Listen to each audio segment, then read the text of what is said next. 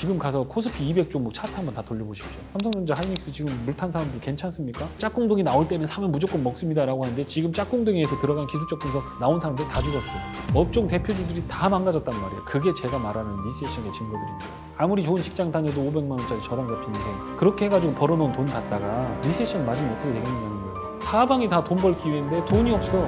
그러니까 제일 먼저 뭘 해야 됩니까? 방법은 많이 하셔야 돼요. 작년에 200년 만에 폭락이었습니다. 지금 그런 기회들이 다가오고 있는 거예요.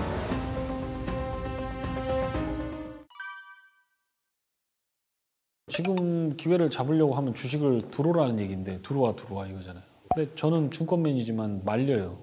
제가 리세션 2번 맞았거든요. 00년도에 75% 빠질 때 한 번, 리만 브라더스는 취업하자마자 두들겨 맞았죠. 제 인생은 그리 잘 풀린 인생은 아닙니다가 제 그거였어요. 일단 캐시 채굴을 많이 하셔야 돼요. 현금 채굴 하셔라. 지금 리세션 때 정말 일할 때 있으면 가서 야근이라도 해서 돈 많이 모으셔라. 이자 빚 탕감하는 거 이거 나중에 감당 안 된다 이거. 회사에서 잘릴지 어떻게 알아. 회사가 넘어갈 수도 있는데. 그리고 돈이 있는 분들은 은행 예금이나 채권 같은 거 잘 찾아보면 될 거다. 금 이런 거 사지 마세요. 제가 해봤는데 그거는 전쟁이 난다거나 피치 못해서 정말 저거 할 때 처분 못하는 걸로 사놓는 거예요. 저희 어머니가 한 돈에 25,000원, 3만 원일 때 금을 사 모으셔갖고 저 장가 갈 때 주시더라고요. 20년을 모아오신 거예요. 그런 의도로 금을 하는 거지 투자로는 하는 거 아니에요. 투자는 아니다. 그럼 뭐 할 수 있는 게 별로 없잖아요. 남은 게 별로 없어요. 자, 그리고 공부를 하시면 된다. 주식 투자 공부를 주식 공부해라. 제발 좀. 제가 책 하나, 제 책을 추천하기 전에 먼저 책을 뭘 추천하냐면 브라질에 비가 내리면 스타벅스 주식을 사라. 이게 2003년도에 나온 책이에요.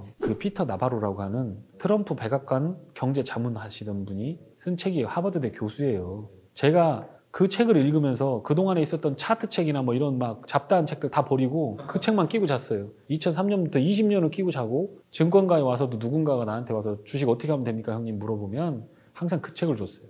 20년 전에 공부한 거 지금 써먹는 거예요. 매크로는 그렇게 자주 쓸모가 없어요. 그러니까 산업하고 섹터 공부하시고 매크로는 저 같은 사람이 있으니 제가 신호가 나오면 또 입장 바꿔갖고 부황부황 할 거예요. 리세션 지났으니까 빚내다 주식 투자해라. 근데 리세션이 왜 리세션이냐. 이 아파트가 10억이야. 근데 이게 5억으로 떨어졌어. 근데 급매물로 3억 5천에 나와. 땡큐잖아 이거. 지금 같으면 당장 가서 사겠지. 그러니까 지금 리세션 아닌 거야. 10억짜리가 3억 5천 갔는데 아유 이거 사면 돈 되는데 돈이 없네. 은행 가서 빌리려고 하는데 다 신용 불량자 되고 은행에서 돈도 없고 은행도 리세션이기 때문에 저희 대손상각 때문에 신용대출 있는 것도 갚으셔야 돼요. 이래서 리세션이에요. 돈이 안 풀리니까. 그런데 리세션을 너무 형이상학적으로 생각한다는 거예요. 돈이 없는 상황이야. 자산 가격이 빠지고 사방이 다 돈 벌 기회인데 돈이 없어. 그러니까 제일 먼저 뭘 해야 됩니까? 방법은 돈 관리하는 거예요. 그때 돼서 이거 할 수 있게. 3억 5천짜리면 레버리지를 일으켜서 뭐 레버리지로 그걸 한다 그러면 2억이나 1억 5천만 있어도 3억 5천짜리 어떻게 해서라도 막 영끌을 해다가 영끌은 그때 해야지. 왜 지금 해? 20억대 있는데 10억짜리 20억대 있는데 왜 지금 영끌을 하냐고. 그거 안 맞는 말이거든요. 그 이자 5%, 5%도 아니야. 뭐 2억 빌릴 때는 5%지만 그 이상 되면 7%, 8%, 막 10%까지 넘어가요. 그러면 그걸 이제 WACC, Weighted Average Cost of Capital이에요. 내가 돈을 조달하는 평균 금리 이런 거죠. 그러면 8% 나와요. 그러면 1억 빌리면 800만 원이요. 그러면 5억 빌리면 4천만 원이에요. 왜 그런 짓을 하죠? 300만 원씩 그냥 월세 살고 말지. 그렇지 않아요? 500만 원 주고 월세 사는 게 낫지. 그게 거기서 다시 돈이 올라간다면 모르겠지만 20억짜리 산다 그러면 내 돈 반 10억 넣고 10억 빌려다가 8%로 8천만 원 갚아가면서 왜 그런 짓을 하죠? 합리적인가요 그게? 아니 올라가면 더 올라가서 내가 벼락거지가 된다고 해도 나는 그건 안 할 거예요. 그런 상태가 리세션이 오기 전에 나타나는 상태예요. 리세션이 오고 나면 10억 가지고 있는 사람이 아파트 사라고 막 누가 와서 집주인이 와서 제발 좀 이거 사가세요. 다 전세 있는데 못 태워주니까 이것 좀 제발 사가세요. 그게 리세션입니다. 그래서 현금 관리하고 돈 관리하고 그게 제일 먼저다. 빚 갚아라. 그리고 금 같은 거 사지 마라. 돈 안 돼 이거. 그리고 나서 채권 금리 4% 이상 되면 ETF 같은 거 채권 좋은 거 있어요. 국채, ETF 1% 금리 인하하면 곱하기 25배에서 25% 수익 줘요. 좋잖아요. 듀레이션이라는 게 있거든 채권은. 그러니까 4%짜리 국채 투자하라 그러면 전문가도 이상한 소리 하는 놈도 있어요. 4% 먹고 뭐 하냐고. 은행 뭐 예금하고 아니거든요. 채권은 이자뿐만 아니라 자본 수익이 있어요. 주식처럼. 그러니까 채권은 은행 예금하고 주식하고 합쳐놓은 거랑 같은 거예요. 그러니까 이자도 받지만 주식처럼 가격도 올라가요. 금리를 내리면 채권 가격이 올라가요. 그러니까 지금 국채가 4%, 5% 간다. 그럼 땡큐인 거야. 그만큼 채권 가격은 싸다는 거거든. 채권을 사놓으면 금리 내리면 얘는 올라가잖아. 시소처럼. 그러면 올라가는데 1% 올라가면 거기다가 듀레이션을 곱해주면 되거든요. 그럼 예를 들어서 국채, 미국 국채가 30년물이다. 그럼 곱하기 30. 25년이다. 그럼 곱하기 25. 그럼 1% 내릴 때마다 25%씩. 그러면 예를 들어서 5%였다가 예전처럼 리세션 와서 1%대를 줄이면 4%죠. 4%면 1.25에 4승. 안 좋아요, 이게? 부동산보다 이게 나쁩니까? 세금 좀 낸다고 해도. ETF 그런 거 하시라는 거죠. 아, 이런 거는 돈 받고 해줘야 된다. 제가 요 부분 때문에 욕을 많이 먹는데 지금 로봇주라든가 막 테마주들이 막 가잖아요. 괜찮은 것들 맞죠. 핵심 요약하면 숏 스퀴즈. 그러니까 올라가려면 다 올라가야죠. 에코프로 BM만 올라가면 안 되죠. 그게 제일 좋아서 올라간다. 이해해요. 어느 정도까지는. 근데 지금은 그거 아니고 공매도하고 싸우다가 공매도하고 숏 커버 되면 숏 스퀴즈 때문에 올라가는 거잖아요. 뭐 코스모 화학도 코스모 신소재도 올라가는 거죠. 그럼 회사가 좋아요. 그거는 그동안에 이제 이런 뭐 전동 공구 배터리만 하다가 이제 전기차로 들어가니까 회사가 탈바꿈 하니까 좋아질 수 있어요. 그 그런 것들은 보는 눈만 있고 정보만 있다면 하실 수 있죠. 다만 다 때려박아서는 하지 말라. 포트폴리오를 잘 가지고 가시라는 거예요. 그리고 AR 로봇 내가 잘한다 해도 돼요. 시가총액 500억짜리가 4천억 돼서 8배 됐어. 그러면 내가 그걸로 큰 부자 된다. 그건 하실 수 있어요. 근데 전문가인 저는 고객들 수천 명에 수천억을 데리고 거기 들어간단 말입니까? 우리가 다 사게? 안 되는 거잖아요. 그러니까 테마와 니치 이런 것들의 어떤 모멘텀이라고 하죠. 숏커버 모멘텀, 그 다음에 챗 GPT 모멘텀. 챗 GPT가 나올 줄 알았나요? 나왔으면 빨리 따라 붙어서 그냥 단타하면 돼요. 그냥 따라다니면서 매매하면 되고 그게 세상을 바꾼다. 그럴 수 있죠. 나중에 10년 후에는. 그러나 그런 것들도 다 과정이 있는 거예요. 어린애가 있을 때 여기 영재가 왔는데 얘 3살짜리인데 너무 똑똑해. 그놈이 세상을 바꿀 놈이 될 것 같아. 그럴 수 있죠. 애가 똑똑할 수 있죠. 그런데 다 과정이 있는 거예요. 가서 선생님한테 검증 받고 뭐 하고 다 얘가 아인슈타인 될 만한 놈인지 아니면 그냥 서울대 정도만 갈 놈인지 그거 지나봐야 아는 거에 시간이 다 가야 되는 거거든요. 주식도 마찬가지예요. 500억짜리가 4천억 됐다고 그래서 세상을 바꾸는 그 기술이 있는 게 아니에요. 그러니까 본질을 보고 멀리 내다보고 투자하는 거는 다른 거고 제가 말씀드리는 건 어떤 거냐면 개인 투자가들이 아침에 일어나서 꾸벅꾸벅 졸고 애기들 막 좀 놓아주고 양말이라도 신겨주고 그 너무 이쁜 애기 한 번이라도 안아보고 싶은데 깰까봐 조용히 문 닫고 가서 볼에다 뽀뽀하고 볼 몇 번 문지러주고 머리 쓰다듬어주고 아빠 갔다 올게 조용히 얘기하고 피곤하니까 전철에서 이렇게 존단 말이에요. 이렇게 아무리 좋은 직장 다녀도 500만 원짜리 저당 잡힌 인생 현금 500만 원 받으면 되게 많이 받는 거거든요. 그렇게 꾸벅꾸벅 졸아가면서 지금 머니 인사이드 이거 뭔 내용인지도 알지도 못하는데 막 이렇게 하고 가서 돈 좀 벌어보려고 막 하면서 그 저당 잡힌 인생으로 살아와서 그렇게 어렵게 모은 돈 그렇게 해가지고 벌어놓은 돈 갖다가 리세션 맞으면 어떻게 되겠느냐는 거예요. 그거를 하지 마시라는 거예요. 개인 투자가들이 잘 모르시잖아요. 리세션이. 그러니까 뭐냐. 크러쉬가 나오면 그냥 비행기가 추락하는 거거든요. 재산이 그렇게 추락하는 거예요. 크러쉬가 나오면 못 막아요. 그거는. 근데 리세션이 오면 슬금슬금 빠져버리거든요. 자, 그 증거를 얘기할게요. 지금 가서 코스피 200 종목 차트 한번 다 돌려보십시오. 그게 제가 말하는 리세션의 증거들입니다. 그걸 돌려봤는데도 제 말이 거짓말 같고 네가 얘기한 거가 리세션이 뭐 어떻고 네가 증권 전문가면 챗 GPT 관련된 주식을 해서 막 10배 먹어야지 그런 걸 해줘야 전문가지 주식. 제가 주식 단타방 단타쟁이가 아니거든요. 증권맨이거든요. 그리고 나는 매크로만 하지 종목 얘기 안 하거든요. 그런데 가서 한번 보십시오. ETF를 넣든 펀드를 넣든 한번 보십시오. 200개 종목 차트 다 돌려보세요. 차트 서 있는 거 몇 개 있는지. 업종 대표주들이 다 망가졌단 말이에요. 차트가. 그런데 직장인들이 투자하려면 업종 대표주가 돌아 나갈 때 투자해야 될 거 아닙니까? 그렇게 어렵게 번 돈 갖다가 담보 잡아서 넣으려면 마통 잡아서 넣으려면 그게 바닥을 통과하고 안전할 때 들어가야 될 거 아닙니까? 그거를 얘기해 드리는 거예요. 하여튼 그래서 우리 투자자들이 할 일들을 정리를 그렇게 해드리면 될 것 같아요. 종목들은 나중에 순환매가 돌면서 많이 나와요. 걱정 안 하셔도 돼요. 타이밍이 중요합니다. 타이밍이 중요해요. 특히 10년 사이클의 막바지에서는 특히 더 중요합니다. 그런 얘기 많이 해요. 그 상승하는 시점이나 하락하는 시점 네가 어떻게 알아? 증권맨 네가. 그렇게 하면 안 된다. 그러면 똑같은 거예요. 언제 배고플지 어떻게 알아? 너 언제 죽을 줄 알고 대비하지 말아야 된다는 거예요. 그러면 살면서 뭐 언제 죽을지 모르니까 뭐 보험도 들어놓고 다 준비하잖아요. 그리고 못 맞춘다라고 해서 안 하는 게 아니에요. 우리는 다 못 맞추죠. 다 불확실성에 살죠. 근데 최선을 다해서 살아나가는 거거든요. 근데 매크로 경제가 이렇게 해서 지표들이 계기판들이 다 신호들을 보내고 있어요. 지금 터뷸런스가 오고 저 문제가 생긴다 해서 그걸 말해드리는 거예요. 그게 언제 어떻게 되는 게 아니라 역대급으로 봤을 때 이런 경우에는 이렇게 한다라고 하는 기존에 있었던 경험치를 말해드리는 거예요. 부정방정식 푸는 거. X 플러스 Y는 2Z 뭐 이렇게 해서. 부정방정식의 특징이 뭡니까? 방정식의 개수보다 미지수의 개수가 많아버려요. 원래 방정식의 개수하고 미지수 개수가 같아버려야 풀 수 있잖아요. 그런데 부정방정식으로 들어가면서 해가 무적에 많든가 강세장 누구나 다 돈 벌어 개나 소나 약세장 아무도 돈 못 벌어 이건 다 죽는 거야 리세션 해가 없음. 그리고 유일한 해가 있는 거. 지금 같은 장. 챗 GPT 아니면 안 되는 장. 뭐 에코프로 BM 아니면 안 되는 장. 뭐 이런 거죠. 유일한 해가 있는 거. 그러니까 그건 경험치인 거예요, 그냥. 그러니까 예를 들어서 이런 거죠. 반도체가 돌아나간다. 언제 어떻게 돌아가는지 어떻게 알아요? 근데 개인 투자가만 모르는 거지. 전문가들은 알고 있거든요. ISM 제조주 부러질 때 반도체 사지 말라고 고래고래 소리 질렀는데 반도체 10%만 바닥에서 올라가면 거기서 팔고 기다리면 좋은데 지표는 이렇게 거꾸로지고 있는데 주식은 반등할 수 있거든요. 내가 이 영상 나가는 날 지수가 반등할 수 있어요 또. 그건 모르죠. 누가 알아? 근데 추세적으로 보면 반도체는 계속 빠졌잖아요. 삼성전자, 하이닉스 지금 물 탄 사람들 괜찮습니까? 내가 물어보는 거예요. 그게 지수 플레이거든요. 바닥에서 물 탔을 때 물 타면 5월에 탔어야 되고 10월에 탔어야 되고 12월에 물 탔어야 돼요. 3번 물 탔어야 돼요. 계좌 멀쩡하냐고 그게. 돈이 없는데 어떻게 물을 타? 개인 투자가들이 그게 가능하겠냐는 거예요. 안 된다는 겁니다. 그리고 막 예를 들어서 미국 같은 주식을 간다. 테슬라 같은 거 좋아. 테슬라 좋잖아요. 1등이잖아요.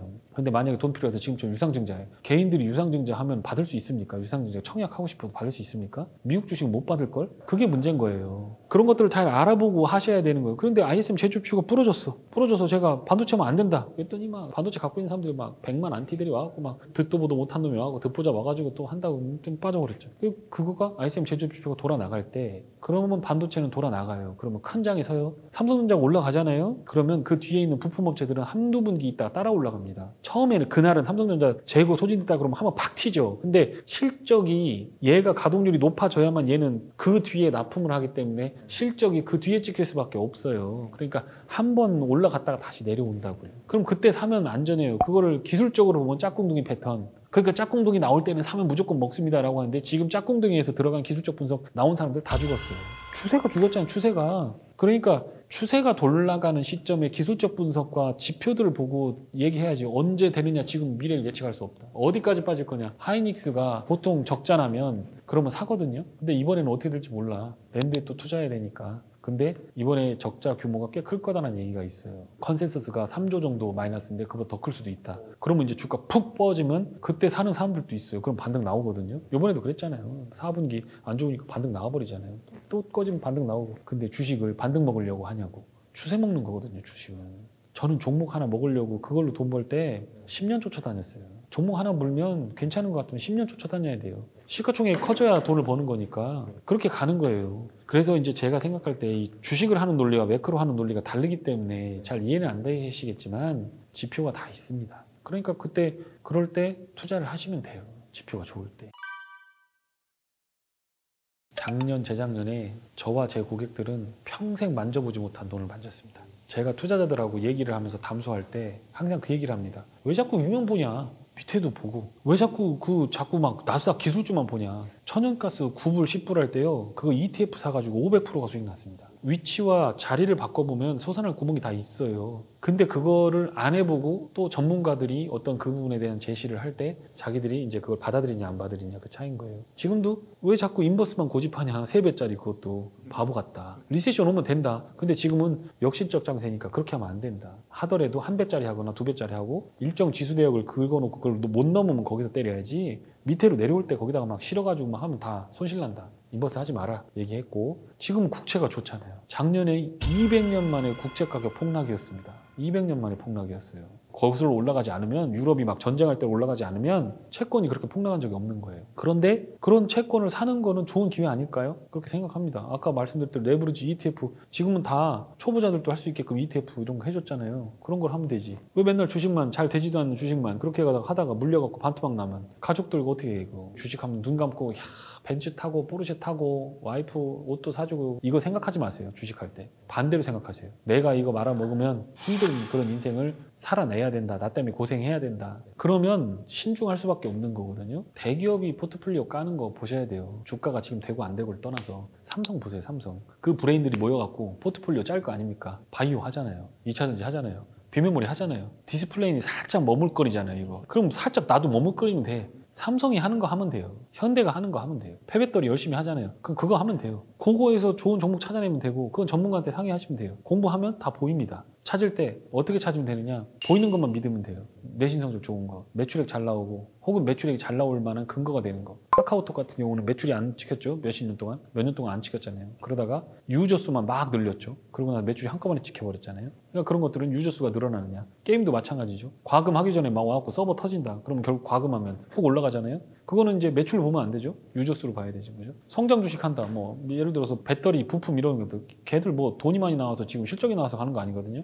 수주 공시가 나와서 뭐 예를 들어서 6조 원어치 매출을 해야 된다. 그러면 지금 투자를 2, 3조 원을 해야 되는 거예요. 돈 하나도 없어. 그거 재무제표 보거나 뭐 이러면 정신 없어요. 걔네. 뭐 유상증자를 하든가 어디서 발행을 해야 돼. 그런데 주가는 올라가 버리잖아요. 그런 거 투자를 하는 거죠. 그게 아니라고 한다면 기존 주식들은 매출액이 따박따박 증가하는 거, 영업이익이 따박따박 증가하는 거 그런 것들을 중심으로 매매를 하시면 됩니다. 그걸 잘 보다가 좋은 주식을 추려놓고 그게 가격이 낮아지면 거기서 사시면 됩니다. 좋은 주식을 싼 값에 사야죠. 좋은 주식 비싸게 사버리면 안 돼요. 뭐 예를 들어서 뭐 조지 알마니 뭐 옷이 있어. 백화점 가서 사는 것보다 할인점에서 사면 1,000만 원짜리 양복이 300만 원을 깎아줘요. 300 버는 거지 그러면. 그렇게 가시면 돼요. 주식도 그렇게 해. 청바지 한 벌 사는데도 이것저것 따져보고 인터넷에서 막 가격 비교 하고 있는데 주식 살 때는 그렇게 안 한다는 거죠. 그러니까 답답한 거죠. 올라가는 놈이 더 간다. 그런 로직 믿지 마세요. 돈을 벌려고 주식하는 거지 로직을 믿으려고 하는 게 아니잖아요. 선수들이 하는 겁니다. 증권맨들이 와서 타닥타닥 하는 겁니다. 빨리 먹고 나와야 수수료가 나오고 빨리 먹고 뭔가를 보여줘야 내가 능력 있는 사람처럼 보이니까 하는 거지. 여러분들 그럴 필요가 없어요. 많이 빠졌을 때 사면 무조건 먹어요. 웬만하면. 주식의 상관관계가 다 플러스 0.7, 0.8이었거든요. 상관계수가. 그럼 뭐냐. 지수 올라갈 때 얘들도 같이 올라간다는 거예요. 주식 바닥일 때 사면 그냥 대충 아무거나 다 사도 먹는다는 거예요. 차트가 이렇게 생겨서 한 게 아니라 외국인이 사서 올라가는 게 아니라 그냥 쌀 때 사면 먹는 거라는 거죠. 그래서 그런 거 보시고 그 다음에 정부가 미는 거 있어요. 우주 같은 거. 인구가 계속 줄어들잖아요. 근데 이제 전쟁을 할 때 예전에는 북한만 상대하면 되니까 육군만 잔뜩 뽑았으면 됐잖아요. 휴전을 지켜야 되니까. 근데 이제 그게 전쟁이 그렇게 안 되잖아요. 공중으로 날아가는 비행기, 전투기를 만들어요. 우리나라가. 수출까지 해요. 진짜 아니 이거를 사람들이 너무 쉽게 생각해. 나는 막 국뽕 장난 아니거든. 야, 우리나라가 전투기를 그것도 4.5세대 전투기를 만든다고? 진짜 나라 진짜 엄청나구나. 그런 거 정부에서 키우는 거죠 이제. 로봇, 위성, 그다음에 뭐 이런 것들. 인구는 계속 줄어들고 나라는 지켜야 되고 그리고 북한만 상대하는 게 아니잖아요. 중국 상대하고 일본 상대해야지. 삼면이 바다니까 지켜야 되니까 해군력 증가해야 되죠. 그럼 뭐 LIG 넥스원 그다음에 하나 시스템부터 시작해가지고 하나 에어로스페이스, 공중, 배 이런 것들 전략 무기들만 이제 국방비 때려 박으면 나라는 계속 부자 되는데 그걸 지키려면 사람은 없지. 애기는 안 출산 안 되지. 군대는 안 가려고 그러지. 그러니까 로봇, 우주, 항공, 전자화 이게 되는 거죠. 그쪽에다 돈을 수십 조씩 때려 박을 거니까 그런 산업들을 보시면서 하시면 되겠죠. 단기적으로 너무 많이 올랐으니까 사시면 안 될 것 같고.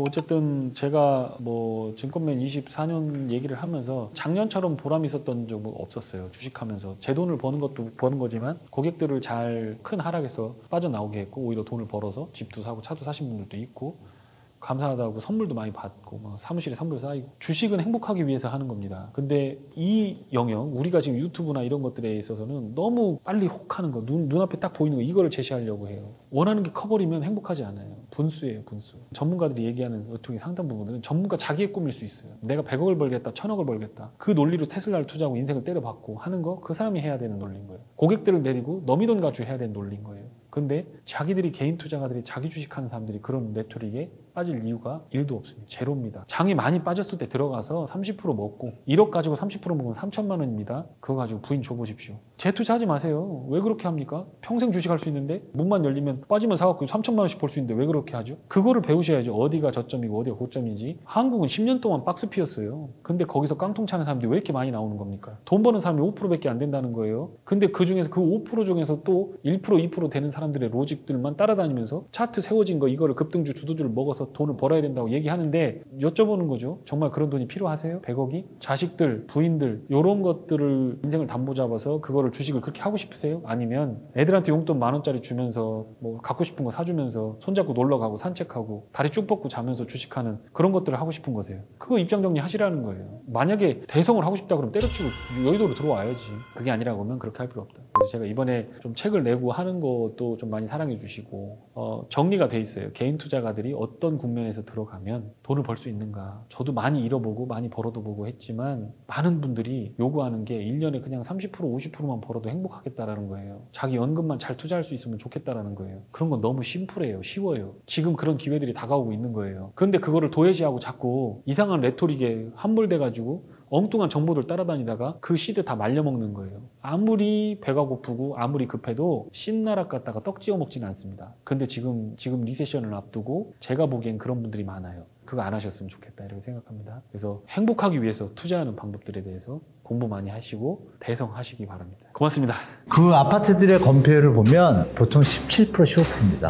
땅을 여기 20평만 지어야 돼. 100평 되려면 10층이 돼야 200평 나오잖아요. 그죠? 자, 이 시스템을 아시면 부동산에 제가 장담하건데 반은 이미 안 나옵니다. 나머지는 디테일입니다. 이걸 정확히 모르고 저 땅이 이쁘다 뭐 이런 거 얘기할 필요 없습니다.